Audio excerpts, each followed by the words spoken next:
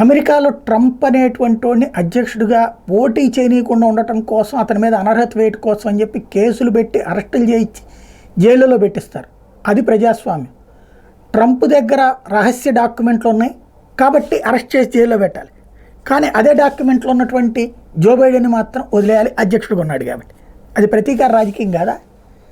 అట్లాగే టర్కీలో ప్రతిపక్ష నాయకుడు ఏమైపోయాడో కూడా తెలియదు, ఇష్టారాజ్యంగా నడుపుతున్నాడు టర్కీ అధ్యక్షుడు. అది ప్రతీకార రాజకీయం కదా? లేదు, ఫ్రాన్స్లో తనకి సంబంధించినటువంటి పార్టీ అధికారంలోకి రావడానికి విపక్షాల మీదన బహిరంగంగా దాడులు చేస్తుంటే చూస్తూ కూర్చున్నాడు ఫ్రాన్స్ అధ్యక్షుడు. అక్కడ వలసదారుల చేత దాడులు చేపిస్తున్నాడు. అది ప్రతీకార రాజకీయాలు కదా? కొట్టుకు చేస్తుంది వాళ్ళు. భారతదేశంలో నరేంద్ర మోడీని తిట్టనోడు లేడు, నీ అంతు చూస్తానని చెప్పనోడు లేడు, మేము వస్తే నిన్ను లోపలేపిస్తామని చెప్పనోడు లేడు. చివరికి అప్పుడు చంద్రబాబు గారు అయితే దేశాన్నే వదిలేసి పారిపోయే పని చేపిస్తామని కూడా చెప్పారు. ఏం చేయగలిగాడు ఆయన? రాజకీయం చేసుకుంటూ పోయాడు. ఆయన పని ఆయన చేసుకున్నాడు కానీ ఏం చేయలేదు. ఇప్పుడు ప్రపంచ దేశాల మీడియా భారత ప్రజాస్వామ్యానికి సూక్తులు చెప్తున్నాయి, స్టోరీలు రాస్తున్నాయి. ఏమని?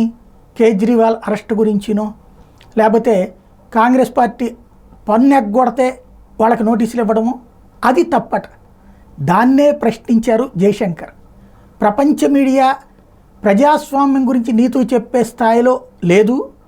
భారత్ ప్రజాస్వామ్య స్ఫూర్తి ఏంటంటే అట్టడుగు ప్రాంతాల్లో, అటవీ ప్రాంతంలో నక్సలైట్లు ఓ పక్కన ప్రజాస్వామ్య ప్రక్రియను తొక్కేయాలని చూస్తుంటే హెలికాప్టర్లలో అక్కడికి పంపించి మరి ఓట్లు వేపిస్తున్నాం. అది ఇండియన్ డెమోక్రసీ అంటే.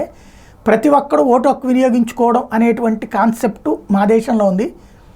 మీ దగ్గర శరణార్థులకు అట్లాంటి అవకాశాలు లేవు, లేకపోతే మరొకటి లేదు. కాబట్టి ఫస్ట్ హితబోధల ముందు మీకు మీరు చెప్పుకోండి అని చెప్పారు.